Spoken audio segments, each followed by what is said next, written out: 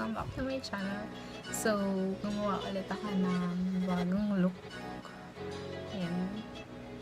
So, kung gusto nyo malaman kung paano ko siya ginawa, then please keep on watching. Don't forget to subscribe to my channel.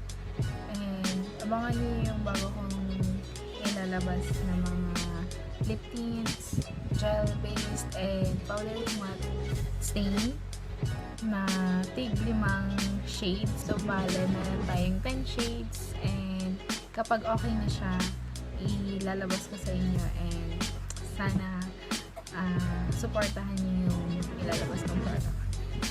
Keep on watching!